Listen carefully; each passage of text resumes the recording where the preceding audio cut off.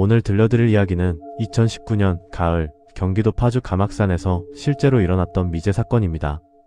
언론에서는 감악산 머리 없는 시신 사건이라 불렀죠.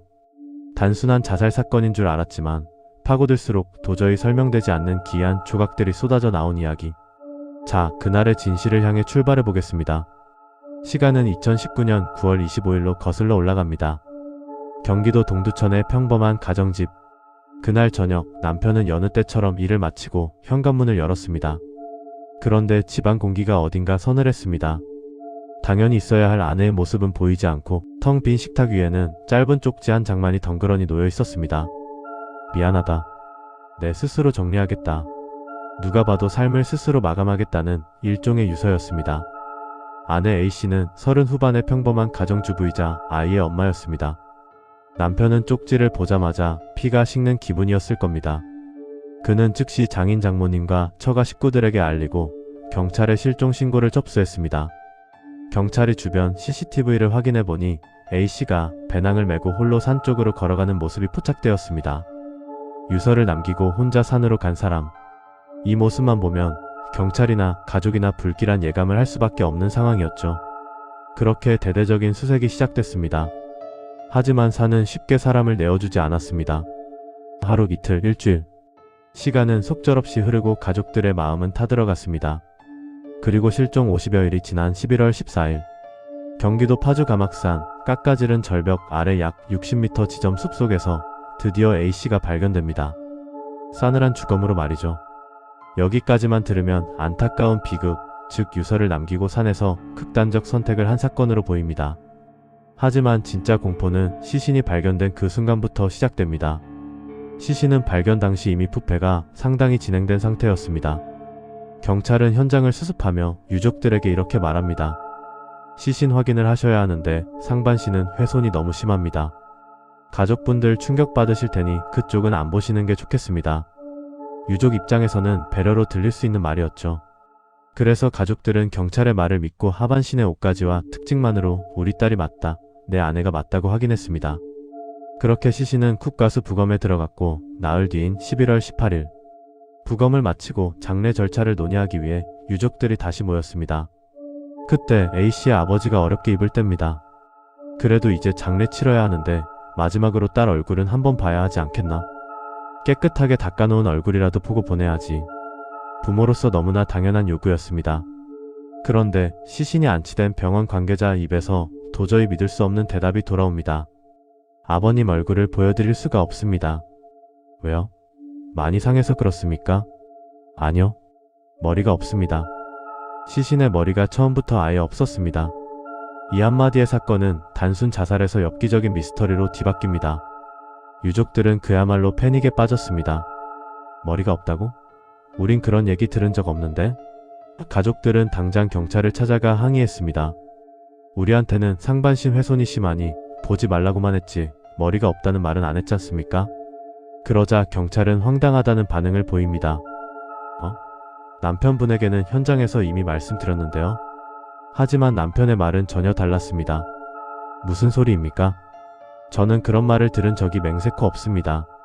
진실 공방이 벌어졌습니다. 경찰은 설명했다. 유족은 금시초문이다.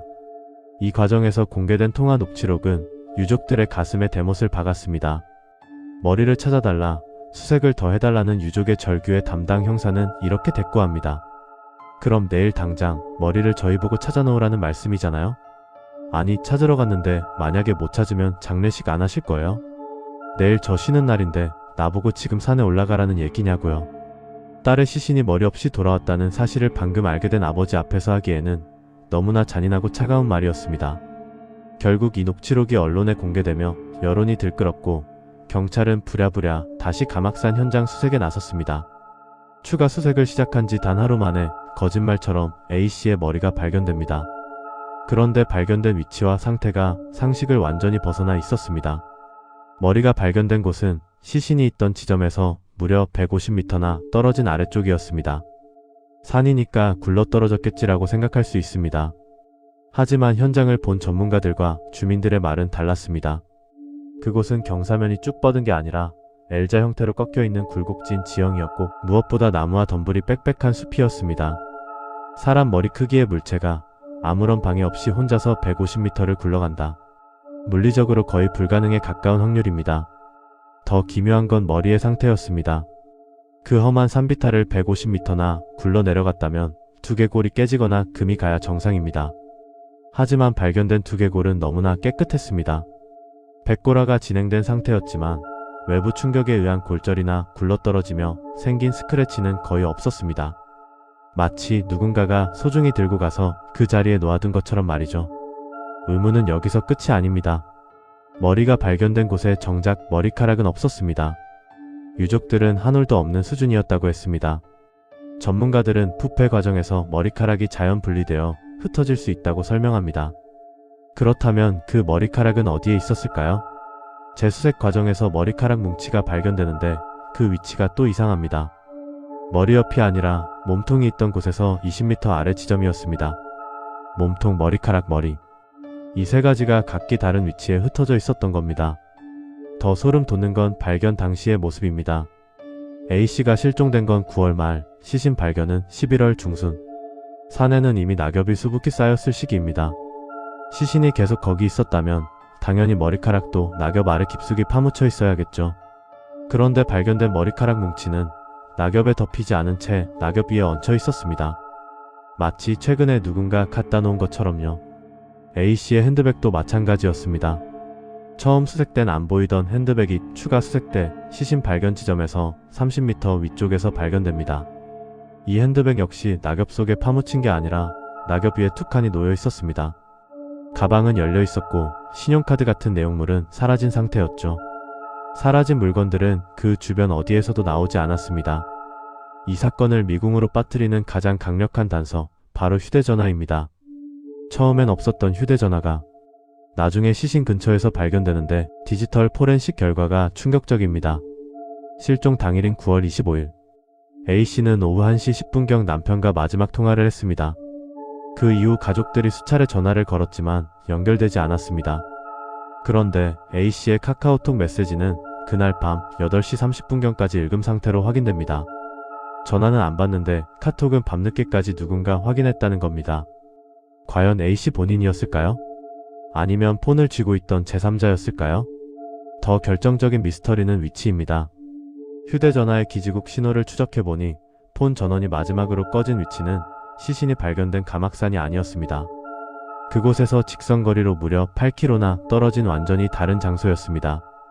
정리해볼까요? 첫 번째, 낮 1시 이후 연락 투절. 두 번째, 하지만 밤 8시 반까지 카톡은 읽힘. 세 번째, 폰이 꺼진 곳은 시신 발견 장소와 8km 떨어진 곳. 그렇다면 낮 1시부터 밤 8시 30분까지 그 사라진 7시간 동안 A씨는 어디서 누구와 무엇을 했을까요? 그리고 8km 떨어진 곳에서 신호가 잡히던 폰이 어떻게 다시 가막산 시신 옆으로 돌아왔을까요? 경찰은 처음엔 자살 혹은 실족사를 의심했습니다. 유서도 있었으니까요. 하지만 부검 결과와 현장 상황은 그 가설을 거부합니다. 첫째, 목을 맸다면? 머리와 몸통이 분리되려면 아주 가늘고 질긴 끈이 필요하지만 현장에서 끈은 발견되지 않았습니다. 목을 맨 흔적도 시신엔 없었습니다. 둘째, 투신하거나 굴러떨어졌다면? 60m 절벽에서 떨어졌다면 온몸이 부서져야 합니다. 하지만 시신에는 골절이나 추락으로 인한 큰 외상이 거의 없었습니다. 시신 주변의 흙이나 나무에도 사람이 굴러내려간 흔적이 없었고요. 그래서 프로파일러와 법의학자들은 입을 모아 말합니다. 유서가 있다고 해서 섣불리 자살로 단정 지을 수 없다. 현재로선 타살 가능성을 절대 배제할 수 없는 사인 미상의 상태다. 자연스럽게 자살로 위장된 타살 아니냐는 의혹이 제기되었고 가족들에게도 의심의 눈길이 쏠렸습니다. 실종 직후 집을 청소하고 이사를 준비했다는 점 때문이었죠. 하지만 경찰 수사 결과 가족들은 혐의점이 없는 것으로 결론 났습니다. 알리바이가 입증되었다는 것이죠. 가족도 아니다. 자살 흔적도 없다. 사고 흔적도 없다. 그럼 도대체 범인은 누구일까요? 아니, 범인이 있기는 한 걸까요? 이 사건이 더욱 안타까운 건 수사기관의 태도였습니다. 머리가 없는 시신임에도 불구하고 부검 후 너무나 빠르게 장례 허가가 났고 시신은 화장되었습니다. 가장 중요한 증거인 시신이 사라지면서 재수사를 할 수 있는 기회조차 영영 잃어버린 셈이 됐습니다. 부검 결과는 끝내 사인 미상. 머리가 왜 분리되었는지, 소지품들은 왜 흩어져 낙엽 위에 놓여 있었는지, 사라진 7시간의 비밀은 무엇인지 그 무엇 하나 밝혀진 게 없습니다. 사건은 여전히 수사 중이라는 꼬리표를 달고 있지만 사실상 영구 미제 사건으로 남아 있습니다. 마지막으로 여러분께 이 질문을 던지며 이야기를 마칠까 합니다. 동두천 집을 나선 A씨는 왜 가까운 소요산을 두고 굳이 먼 가막산까지 갔을까요? 그리고 그날 밤 8km 떨어진 곳에서 울리던 그녀의 휴대전화는 누가 쥐고 있었을까요? 그 텅 빈 7시간의 공백. 그 사이를 채우고 있는 건 증거도 목격자도 아닌 오직 서늘한 질문들 뿐입니다. 그날 가막산 숲속에서는 도대체 무슨 일이 있었던 걸까요? 지금까지 가막산 머리 없는 시신 사건의 전말이었습니다.